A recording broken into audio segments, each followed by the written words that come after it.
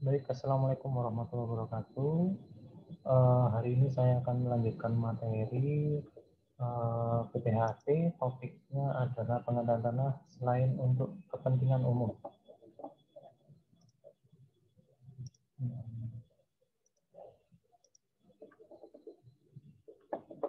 Nah, jadi setelah teman-teman dapat materi tentang pengadaan tanah untuk kepentingan umum sebelum UTS, hari ini akan dijelaskan mengenai pengadaan tanah selain untuk kepentingan umum.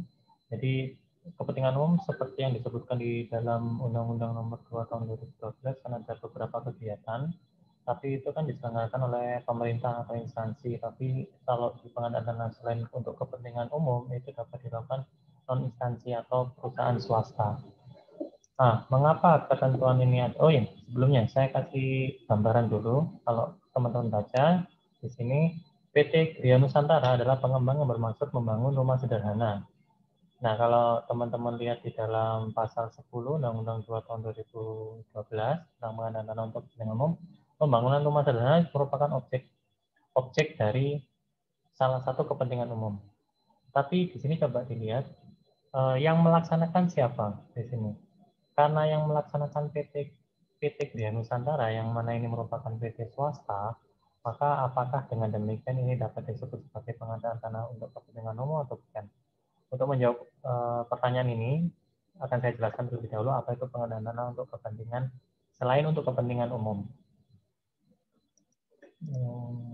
Nah ini, jadi berawal dari ketentuan pasal 33 ayat 3, kurangnya saya bisa ditambahkan nanti di dalam Konstitusi Indonesia yang menyebutkan bahwa bumi, air, ruang angkasa, dan kekayaan alam yang terkandung di dalamnya dikuasai oleh negara untuk sebesar-besar kemakmuran rakyat di sini. Nah, jadi prinsip dasar di dalam pasal 33 adalah ekonomi kerakyatan yang mana di sini tidak seperti di negara sosialis di Indonesia itu seseorang dapat melakukan usaha apapun sepanjang tidak melanggar hukum, termasuk di sini adalah untuk mengadakan kegiatan pembangunan di sini. Nah, sebelumnya ketentuan pasal 33 ini diatur lebih lanjut di dalam Undang-Undang Nomor 1 Tahun 67 tentang penanaman modal asing dan juga Undang-Undang Nomor 11 Tahun 1970 tentang penanaman modal dalam negeri. Atau saya kebalik, nanti coba dicek aja. Nah, ketentuan ini itu membedakan antara investor atau penanam modal dalam negeri dengan penanam modal asing, sehingga tidak ada kesamaan fasilitas-fasilitas yang diperoleh oleh kedua penanam modal itu atau investor tersebut. Sehingga di Indonesia itu pernah menandatangani yang namanya Perjanjian Marrakesh, yang mana menyebutkan bahwa di sini ada prinsip persamaan atau non-diskriminasi antara investor asing dengan investor dalam negeri, sehingga tidak ada perbedaan antara satu dengan yang lain. Oleh karena itu, tindak lanjut dari Perjanjian Marrakesh ini itu dituangkan di dalam Undang-Undang Nomor 25 Tahun 2007 tentang penanaman modal, yang mana di sini tidak membedakan mana itu penanam modal asing, mana itu penanam modal dalam negeri, sehingga perlakuannya sama, tidak ada pembedaan, karena mengacu kepada ketentuan Perjanjian Marrakesh ini. Karena Indonesia juga merupakan bagian dari WTO ya, sehingga ya apa yang dilakukan ya harus setidaknya dia harus mengikuti apa yang tercantum di dalam konvensi-konvensi tersebut. Nah, untuk membicarakan mengenai pengadaan tanah untuk kepentingan swasta atau selain kepentingan umum itu berawal dari pasal 2 ayat 2 UPA. Jadi di sini kembali ke dalam ilmu agrarianya ya. Jadi ada hak menguasai negara di sana, di mana di sini negara dapat melakukan pengaturan pengelolaan yang mana itu dapat digunakan oleh subjek hukum tertentu, gitu ya, bisa orang, bisa badan hukum. Kemudian ada ketentuan pasal 14 UPA itu mengatur mengenai apa itu penataan ruang, gitu ya, berkaitan dengan penataan ruang. Kemudian ada PP 40 tahun 96 tentang hak GU, hak GB, dan hak guna HGU, HGB, dan hak pakai atas tanah negara. Kemudian Undang-Undang 25 tahun 2007.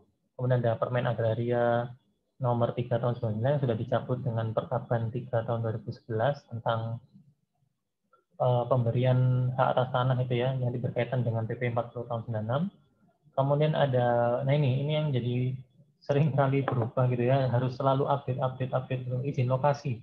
Jadi kemarin tahun 2015 itu ada perubahan, 17 ada, 18 ada, sekarang 19 juga ada gitu ya. Jadi yang dipakai dasar adalah yang terakhir karena di ketentuan penutup itu menyebutkan bahwa peraturan-peraturan sebelum peraturan ini itu dinyatakan tidak berlaku. Nanti akan saya sebutkan, ini saya tampilkan aja. Pasal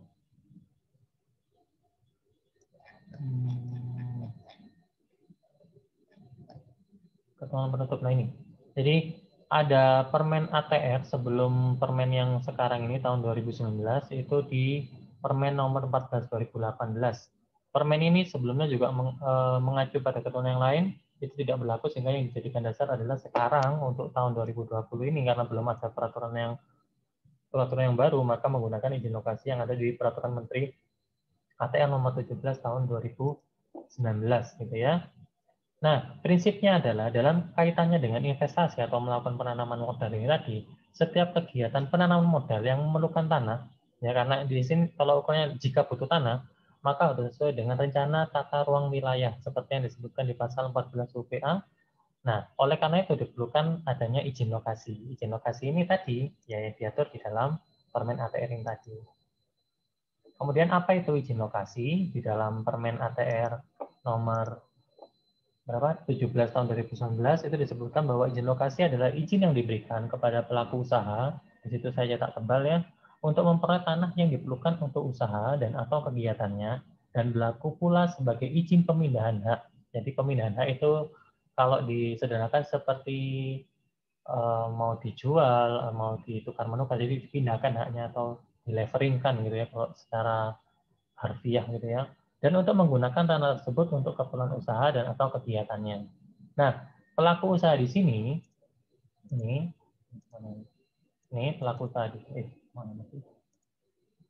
pelaku usaha di sini, kalau kalian baca di dalam Permen ATR 17 tahun 2019, itu dibagi menjadi dua, tapi kalau di yang sebelum 2000, Permen sebelum 2015 itu tidak membedakan. Tapi kalau di yang setelah 15, 17, dan 19, itu pelaku usaha adalah perseorangan atau non-perorangan yang melakukan usaha dan atau kegiatan pada bidang tertentu. Jadi dibedakan perorangan atau non-perorangan.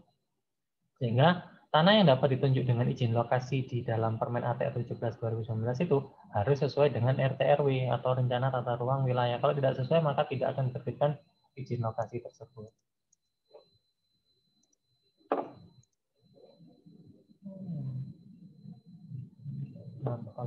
Nah, siapa saja pemegang izin lokasi itu di dalam ketentuan Permen ATR 17 2019 adalah subjek izin lokasi merupakan pelaku usaha yang memerlukan tanah untuk menjalankan usaha dan atau kegiatan namun belum memiliki atau menguasai tanah sehingga dia kan diperlukan izin lokasi. Siapa saja yang harus memiliki izin lokasi sebelum melakukan kegiatan pengadaan tanah? Yang pertama adalah PT. Ya sudah jelas ya PT, mungkin teman-teman ini sudah memperoleh mata kuliah hukum perseroan, apa itu PT tidak saya jelaskan di sini karena saya asumsikan teman-teman sudah paham. Kemudian ada perusahaan umum, perusahaan daerah, badan hukum lainnya yang dimiliki oleh negara, badan layanan umum, lembaga penyiaran, badan usaha yang didirikan oleh yayasan, atau koperasi. Nah, di yang ini itu ada tambahan di Permen yang sebelumnya dan yang sekarang, yaitu perseroan komanditer, persekutuan firma, dan juga persekutuan perdata. Cuma yang menjadi tanda tanya adalah pada saat nanti dia memohon atas tanah, ya kan, setelah diperoleh kan harus dimohon tanahnya untuk dapat dijadikan kegiatan usaha. Status tanahnya itu apa? Padahal di sini perseroan komanditer itu bukan merupakan subjek hak atas tanah. Persekutuan firma juga bukan merupakan subjek hak atas tanah. Bagaimana caranya dia memperoleh tanah kalau dia tidak dapat menjadi subjek hak atas tanah? Itu yang jadi tanda tanya di dalam Permen ATR 2015 sampai 2019. Kalau teman-teman mau tertarik ya dijadikan tulisan entah skripsi, tesis boleh ya, silahkan bebas gitu ya. Kan dalam penulisan skripsi, tesis maupun disertasi harus ada masalah terlebih dahulu. Kalau nggak ada masalah kan nggak bisa ditulis gitu ya.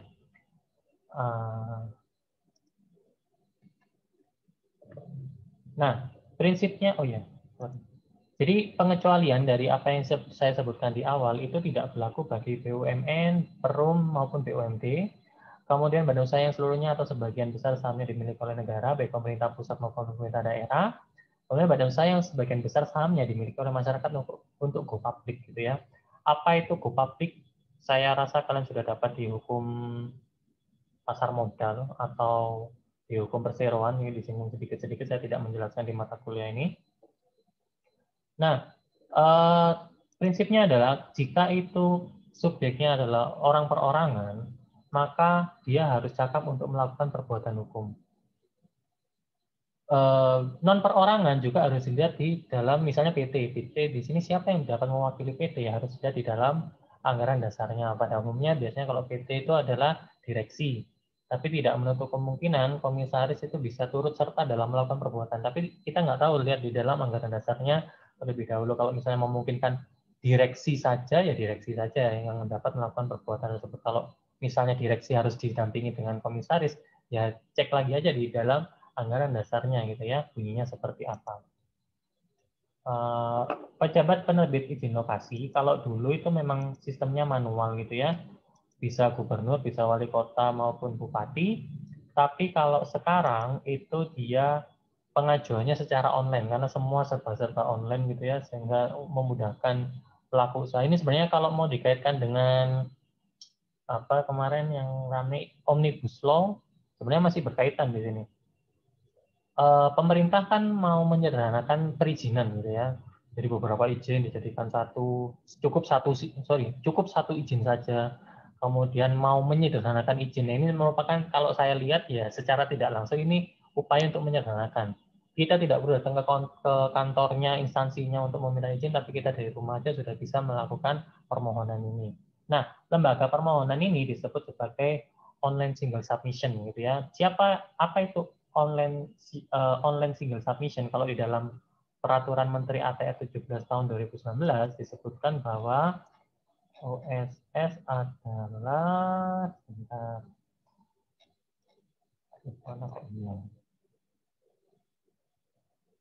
ini lembaga OSS adalah lembaga pemerintah non kementerian yang menyelenggarakan urusan pemerintahan di bidang koordinasi penanaman modal. Jadi di sini dia lembaga pemerintah non kementerian yang melakukan kegiatan tersebut gitu ya. Nah, lembaga OSS itu kalau dulu memang dilakukan oleh bukan menteri, gubernur, bupati, wali kota gitu ya. Tapi kalau ini teman-teman bisa membandingkan saja apa pembedaan antara izin lokasi sebelum tahun 2015, kemudian di tahun 2015 dan sampai tahun 2019. Mungkin ada yang menempuh minat pemerintahan di sini mungkin tertarik, silakan aja dibaca gitu ya. Atau mau dicari masalahnya untuk jadi tulisan, monggo silakan. Nah, luas tanah yang diatur di dalam Permen ATR tersebut itu ada batasannya. Tidak sembarang orang diberikan, bukan orang, pelaku usaha itu diberikan luas tanah sekian gitu ya. Tapi luas tanah ini itu sebenarnya kalau kalian baca di dalam UU PA itu berkaitan dengan ketentuan pasal 17 UU PA. Apa itu pasal 17? Mungkin kalian masih ingat prinsip yang menyebutkan bahwa subjek hukum itu dibatasi luas minimal dan luas maksimal pemilikan tanah. Nah, yang di sini itu diatur mengenai luas maksimal yang dapat dikuasai oleh pelaku usaha untuk melakukan kegiatan penanaman modal atau pengadaan tanah untuk kepentingan swasta ini tadi. Jadi tanah lokasi usaha dan atau kegiatan yang diperlukan untuk melaksanakan rencana izin lokasi itu tidak lebih dari 25 hektar. 1 hektar masih ingat ya berapa? 1 hektar itu 10.000 meter persegi. Berarti ada berapa itu 25 hektar ya kalau mau di meter persegi kan. Itu untuk usaha dan atau kegiatan pertanian. Kalau itu untuk pembangunan rumah bagi masyarakat berpenghasilan rendah itu 5 hektar. Kalau untuk kegiatan bukan pertanian itu 1 hektar gitu ya. Nah, jangka waktu yang diberikan di dalam izin lokasi itu adalah kalau mau dibandingkan dengan ketentuan yang lama, ada pembedaan antara luas sekian, jangka waktunya sekian, luas sekian, jangka waktunya sekian. Tapi kalau di dalam Permen ATR yang baru, itu tidak dibedakan. Jadi semua luas tanah yang tadi saya sebutkan ini, 25, 5 hektar maupun 1 hektar, itu dibatasi jangka waktu 3 tahun sejak izin lokasi tersebut berlaku efektif. Jadi jangka waktu 3 tahun itu dijadikan dasar bagi pelaku usaha untuk memperoleh tanah. Nah, kalau misalnya jangka waktu 3 tahun itu tidak tercapai, bagaimana solusinya? Jadi di dalam Permen ATR itu juga menyebutkan apabila dalam jangka waktu izin lokasi perolehan tanah belum selesai, maka izin lokasinya masih dapat diperpanjang 1 tahun. Tapi dengan catatan tanah yang diperoleh itu sudah dibebaskan atau diperoleh oleh pelaku usaha itu setidaknya 50% dari total tanah yang diberikan gitu. Misalnya gini, dia memperoleh izin lokasi luasnya katakanlah 5 hektar gitu ya, yang kedua ini karena dia kegiatannya untuk pembangunan rumah bagi masyarakat berpenghasilan rendah, dia diberikan 5 hektar. Dalam jangka waktu 3 tahun dia hanya memperoleh 2,5 hektar saja. Kalau misalnya dia memperoleh 2,5 hektar, maka izin lokasinya masih dapat diperpanjang. Tapi kalau misalnya dia kurang, bagaimana pertanyaannya? Kalau misalnya kurang dari 50% dari luas tanah yang ditunjuk, kira-kira, saya jawab sendiri aja ya. Tapi nanti coba dicek aja di Permen ATR-nya. Kalau misalnya dia kurang dari 50% dari luas tanahnya, maka izin lokasinya tidak dapat diperpanjang. Loh, lalu bagaimana tanah yang diperoleh, satu tanah yang diperoleh? Maka dia hanya dapat melakukan kegiatan kegiatan usahanya itu tadi ya seluas tanah yang sudah diperoleh gitu ya.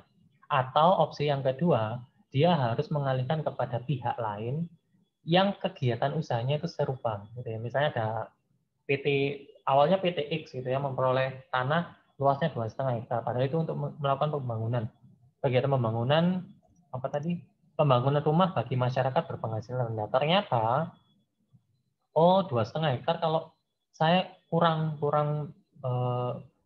istilahnya dalam tanda kutip ya balik modal misalnya, maka kalau dia tidak mau dengan luas tanah 2,5 hektar yang sudah diperoleh itu tadi, maka dapat mengalihkan kepada pelaku usaha yang lain untuk melanjutkan izin lokasi tersebut gitu ya. Jadi prinsipnya kalau sudah diperoleh ya harus dimohon di sini. Nah, bagaimana cara permohonan tanah untuk menjalankan kegiatan pengadaan tanah untuk kepentingan selain kepentingan umum ini tadi akan saya jelaskan di dalam pertemuan selanjutnya gitu ya. Jadi saya hanya menjelaskan prinsip-prinsip dasar di sini mengapa ada kegiatan pengadaan tanah untuk kepentingan selain kepentingan umum yang disebutkan di pasal 10 Undang-Undang Nomor 2 Tahun 2012. Saya mungkin ada tambahan yang lupa itu. Kalau semisal ada pelaku usaha di sini itu dia tidak mengalihkan hak atas tanahnya tadi ya, misalnya dia memperoleh 2,5 hektar, dan ternyata dia tidak melakukan kegiatan usahanya itu, maka dalam jangka waktu 1 tahun setelah dia diperoleh dia tidak menjalankan kegiatan usahanya, maka itu dapat dikategorikan sebagai bukan dikategorikan, diindikasikan sebagai tanah terlantar, sehingga mau tidak mau dia harus mengalihkan, kalau enggak tanahnya akan diambil oleh negara dan digunakan untuk manfaat yang lain gitu ya. Terkait dengan tanah telantar ini coba teman-teman nanti baca di dalam PP nomor 11 tahun 2010. Apa itu tanah telantar? Nanti saya jelaskan. Kalau misalnya ada pertanyaan, kalau nggak ada yang tanya, silakan baca aja dalam PP nomor 11 tahun 2010. Oke, mungkin itu yang dapat saya sampaikan untuk pertemuan hari ini. Kalau ada pertanyaan, silakan kalian layangkan gitu ya di box pertanyaan yang ada di bawah. Kita akan berjumpa lagi di pertemuan terakhir saya di minggu depan. Saya akan menjelaskan bagaimana caranya si pelaku usaha itu untuk memperoleh tanah yang sudah diperoleh itu tadi. Jadi disimpan, kalau mau ditanyakan silakan tanya, kalau misalnya enggak ya ditanyakan minggu depan gitu ya untuk saya jawab secara langsung. Oke, mungkin itu yang bisa saya sampaikan untuk perkuliahan pada hari ini. Terima kasih. Assalamualaikum warahmatullahi wabarakatuh.